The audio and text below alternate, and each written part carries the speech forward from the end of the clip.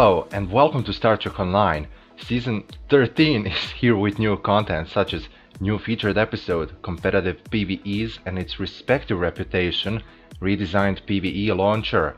But enough of talk, let's get in game and take a look at it together. When you click on a PvE button, you will see this. Everything is neatly sorted by mark rewards. Now you can queue up for multiple PvEs at once. You can clear your selection and you can queue for more than just 3 PvEs in same time. To increase the difficulty, press the difficulty bar and just click on the preferred one. Today we'll be taking a look at Binary Circuit, which is a new competitive PvE. Welcome to Board Cooperative Cube Designation 14159. This cube was constructed as part of the latest Alliance training initiative.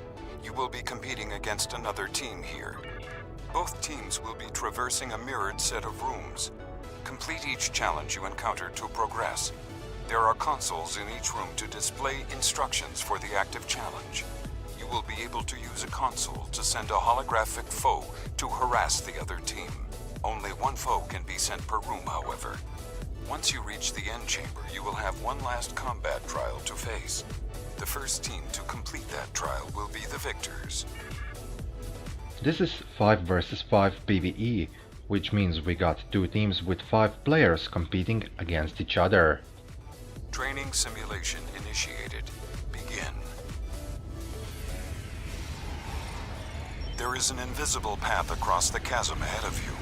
Use the consoles to reveal a segment of the path. The console on the far end will open the door. In this part, you will need to work together in order to reach the other side. My suggestion is that one player should remain behind and stay near the first console in order to reveal the paths for the other 4 players.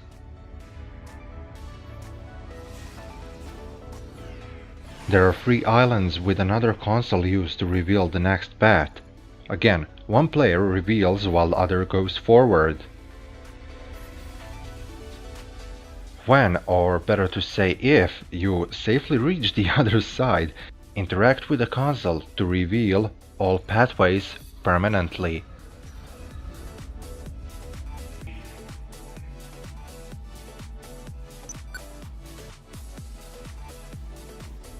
You got to the other side? Well, congratulations, because now you need to fight some enemies. But after that, the next door will get unlocked and you can proceed to your second challenge. This mission is fresh out of an oven and it took me a couple of times to film everything this smoothly. With bad team, this can turn ugly in no time. The maze in front of you has one correct path. It is also filled with deadly plasma fields. Caution is advised. Consoles within the maze will allow you to disable fields for your allies. The first and challenge. The final console will disable all fields and open the door. Good lord, this one is messed up. Okay, so we have a maze, and inside this maze there are, let's call them sections. There are 3 of them. In each section there are 2 plasma bolts floating around. Touch one of them and you will die instantly. If you respawn, and you should, you will spawn at the start of the room. In each section there are 2 consoles, which you can use in order to shut down the plasma bolts. But if you want to get to those consoles, you will need to time everything perfectly. Most boring part is probably when you need to wait for a plasma bolt just to leave and you are super close to that console. And once again, same with the last part, when you unlock those next doors, interacting with a console, you will need to fight another set of your enemies before unlocking another door, which will lead to the third part of the challenge. Oh, I really hate those stasis drones, and pardon for fast forwards, I wanna keep this short and simple.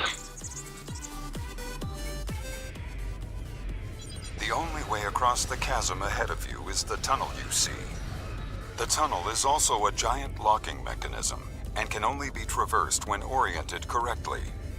Use the consoles around the tunnel to rotate its pieces into their correct positions. This part is quite easy, but I figured out it bugs loads of players.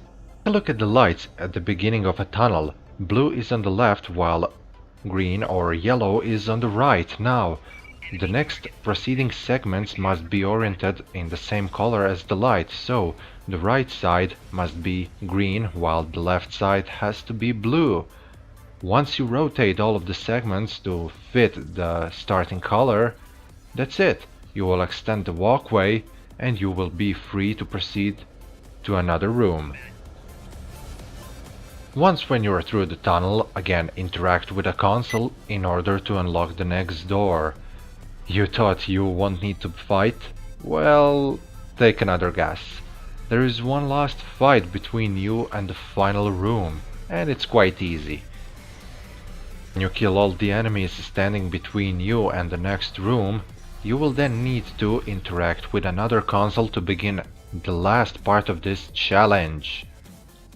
In this part you will need to fight 3 bosses and their guards. When you kill everyone in first round, the new set of enemies will materialize in a challenge area.